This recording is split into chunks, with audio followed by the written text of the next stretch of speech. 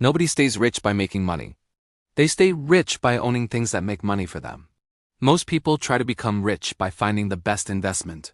They spend hours researching stocks, debating crypto versus real estate, asking strangers on the internet which index fund has the lowest fees. But wealth does not come from buying the right thing. It comes from buying the right thing in the right order. And most people are building backward, which is why their money never compounds the way they hoped it would. Here is the uncomfortable truth. If you try to invest before you have surplus, you are not building wealth. You are playing financial dress-up. You look like an investor. You have a brokerage account. You check your portfolio. But the thing is, it is working. The math is fine. The problem is the number is too small to matter. A 10% return on $1,000 is $100. That is not a wealth-building strategy. That is a rounding error. And this is what keeps people stuck for years. They try to build a portfolio while earning an average salary, paying rent, and living life. So their investments are $100 here, $200 there, maybe $500 on a good month. And they wonder why it does not feel like it is working, because the thing is, it is working. But on an extremely small number. They skipped 3 steps to get to the sexy part, and now they are optimizing something that does not need optimizing yet. In this video, we are going over the exact 5 purchases in the exact order that build real wealth. And the first 2 purchases are not even assets. They are the foundation that makes everything else possible. We are also going to talk about the one thing people buy that keeps them stuck in the same financial position for years, even when they think they are making progress. And by the end, you are going to know exactly where you are on this ladder and what you need to buy next. You would not furnish a house before building the foundation. Wealth works the same way. There is a sequence. And when you do things out of order, the structure collapses. So let me show you the framework. I call it the wealth buying order. It is 5 purchases. Each one unlocks the next. And skipping ahead does not save you time. It costs you years. Here is how most people approach money. They earn a salary. They save what is left over after expenses. Then they try to invest that small amount and hope it grows into something meaningful. That is the standard script. Get a job. Max out your retirement account, dollar cost average into index funds. Wait 40 years, and look, that works. Kind of. If your goal is to retire at 65 with enough money to not be a burden on your kids, you can get there. But if your goal is actual wealth, freedom, the ability to make decisions without checking your bank account first, that path is too slow and too small. The issue is not that investing is bad. The issue is that most people are trying to multiply a number that is not worth multiplying yet. Investing does not create wealth. It only multiplies it. And if you have nothing to multiply, there's nothing to compound. So the real question is not what should I invest in. The real question is, how do I create surplus capital in the first place? Because surplus is what makes you free. Surplus is the difference between surviving and building. And you cannot buy surplus with better stock picks. You buy it by following the right sequence. Poor people use money to buy status. Middle-class people use money to buy comfort. Rich people use money to buy leverage. And the first thing you need to understand is that leverage does not start with other people as money. It starts with your own time. So let me walk you through the 5 purchases, in order. Purchase 1 is time, not actual hours on a clock. You cannot buy those back. What you are buying is control over your calendar and the mental space to think past tomorrow. And this is the step everyone skips because it does not feel like wealth building. It feels like logistics. But here is the thing. If you do not have time, you cannot build a skill. If you cannot build a skill, you cannot create value. If you cannot create value, you have nothing to sell. And if you have nothing to sell, investing $200 a month is just moving deck chairs around. Buying time means eliminating the things that bleed hours without producing anything. That could be a commute. It could be a second job that pays $10 an hour when your main skill is worth $50. It could be doing everything yourself because you think hiring help is expensive, when the real expense is staying stuck. The person who gets 2 to 3 hours of focused work per day for a year will lap around the person who is too busy for 5 years, and that is not motivation. That is math. Here is a quick test. If you cannot consistently find 10 to 15 hours per week to build your future, you do not need a better investment. You need to buy time first. And I know what you are thinking. I cannot afford to buy time. I am already broke. But buying time does not always cost money. Sometimes it costs ego. You stop doing things that make you feel productive, but do not actually move the needle. You kill the notifications. You meal prep. You automate the bills. You say no to things that do not matter. You treat your calendar like the most valuable asset you own, because it is. Once you have time, you move to purchase two. A high-income skill. And I am not talking about a hobby or a passion project or something you are kind of good at. I am talking about a skill that is directly tied to revenue generation, that scales without your hours scaling equally, and that has constant market demand. The three properties matter.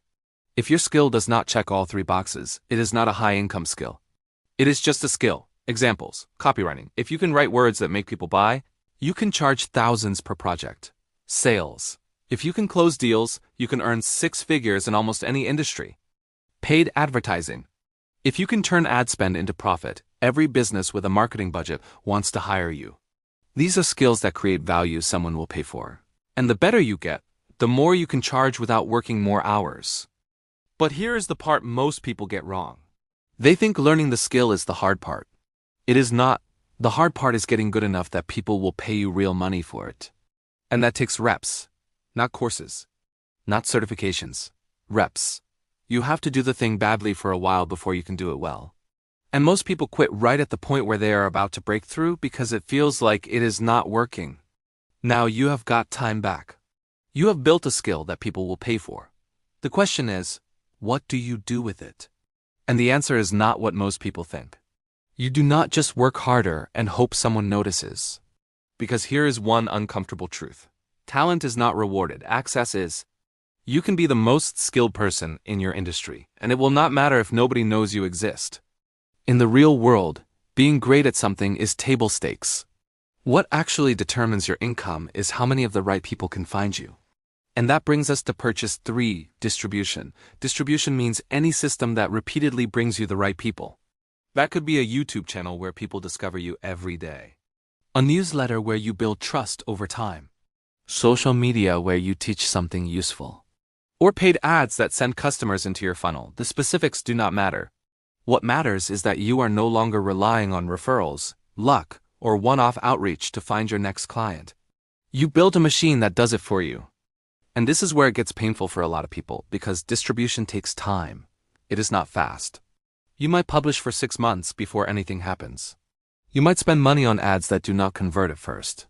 But here is what people miss. Distribution gives you pricing power. When you are invisible, you accept whatever price you can get because you are afraid of losing the deal. When you have distribution, you can charge more because you have more options. You are no longer desperate. You are selective, and that shift changes everything. Let me put it another way. There are 2 types of broke people. People with 0 skills and people with skills that nobody knows exist. The second group is the most painful because they are actually competent. They just never figured out how to be seen. And they spend years undercharging, under-earning, and wondering why their talent is not translating into money. The answer is always the same. They skip distribution. Which brings us to purchase 4, a cash flow machine. This is the step that separates people who earn well from people who actually build wealth. And the difference is simple. Earning well means you trade time for money at a high rate. Building wealth means you own something that produces income whether you show up or not. A cash flow machine is any asset or business that generates monthly recurring revenue without requiring all of your hours. Examples: software product with subscribers, a service business with a team that runs it, rental properties that produce positive cash flow, a course or membership that sells on autopilot, an e-commerce store with systems in place. The key is recurring. One-time sales are income. Recurring revenue is a machine. And when you know money is coming next month, you can plan, hire help, buy tools, and grow. When income is random, you stay scared and you never scale. Now, most people hear this and immediately want to skip to step 4 or 5. They want the cash flow machine. They want the investment portfolio. And I get it. Those are the exciting parts. But here's what happens when you jump ahead. You try to build a business without a skill, so you have nothing valuable to sell. Or you try to build it without distribution, so nobody buys. Or you try to build it without time, so you work on it 2 hours a week and wonder why it is not growing. You end up with a side hustle that barely breaks even, and you tell yourself entrepreneurship does not work. But the thing is, it does work. you just did not build the foundation first. The golden rule is this: buy the ability to create surplus capital, because surplus is the only thing that turns into wealth. If you earn 5,000 and spend 5,000, you have nothing to compound. If you earn 5,000 and spend 3,000, you have 2,000 in surplus. And now, for the first time, investing actually makes sense. Not before. Now. Which brings us to purchase 5, ownership. This is where most people think wealth starts, but it is actually where it accelerates. Ownership means buying assets that appreciate, produce income, or both. And there is a hierarchy here. You do not just buy random stuff and hope. You follow a stack. At the bottom, index funds. Low-cost, diversified liquid. This is where surplus goes when you do not have enough capital to do anything more sophisticated yet. You are not trying to beat the market. You are trying to participate in it while you build more surplus. Next level, cash flow real estate. Properties that produce monthly income after all expenses. Not your primary residence. That is not an asset. That is a place you live. I'm talking about rental properties, small multifamily buildings, things that put money in your pocket every month. Next level, equity in businesses. Either your own or someone else's. This is where the real wealth gets built, because businesses can scale in ways real estate cannot. A property can double in value. A business can 10x top level, buying entire businesses, not starting them. Buying them. Established, profitable, cash flow positive businesses that someone else built and you acquire. This is how wealthy people deploy capital. They do not pick stocks. They buy revenue streams.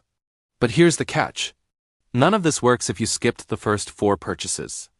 You cannot own real estate if you do not have surplus to deploy. You cannot buy a business if you do not understand how businesses work. You cannot build equity if you are still trading all your time for money. The order is not optional. It is the structure. So here's what this means in practice. If you are still fighting for time, your only job right now is to eliminate friction. Meal prep. Automate bills. Kill the notifications that eat your focus. Stop saying yes to things that do not build your future. Treat your calendar like the asset it is, and protect it. If you have got time but no skill yet, pick 1. Not 3. 1. And commit to getting good enough that people will pay you for it. That means doing it badly at first. That means free work to build a portfolio. That means reps until you can charge real money. Do not jump around. Do not chase trends. Pick a skill tied to revenue and get obsessed. If you have got a skill but no one knows about it, distribution is your bottleneck, not another course. Pick 1 channel. Post consistently for 90 days. Teach what you know. Let people see your work. Build the system that brings the right people to you so you are not starting from zero every month. If you are already generating surplus, now and only now, does investing actually make sense? Start with the bottom of the stack. Index funds. Automate it, let it grow. As your surplus increases, move up the stack. Real estate. Business equity. Buying cash flow machines. The order matters because each level requires more capital and more knowledge than the last. Now, could this take longer than you want? Absolutely. The hard part is not knowing the steps. It is having the patience to do them in order. Because the internet is full of people selling shortcuts. Buy this crypto.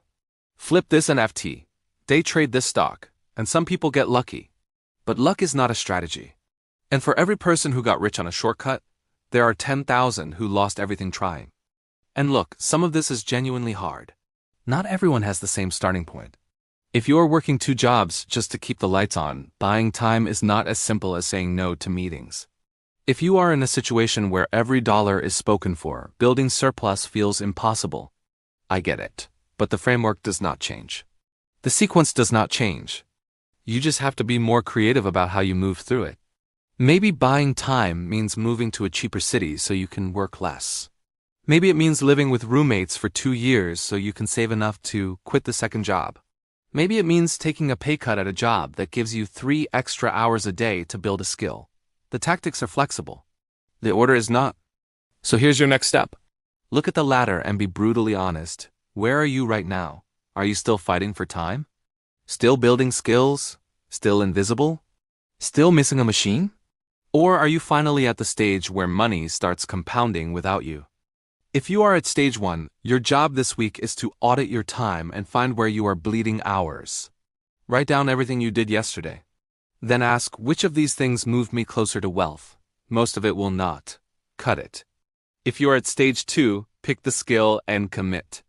Not dabble. Commit. Find someone who is already making money with that skill. Study what they do. Copy the structure. Do the reps. Charge money as soon as you are good enough to deliver value, even if it is not perfect yet. If you are at stage 3, pick one distribution channel and commit to it for 90 days. Not 3 channels. 1. Post every day. Teach what you know. Let people see your process. Build a system that brings opportunities to you. If you are at stage 4, focus on recurring revenue. One-time projects are fine, but they are not a machine. A machine means the same customers pay you every month, or new customers come in predictably. Build that first. Scale it second. If you are at stage 5, you already know what to do. Deploy surplus into the ownership stack.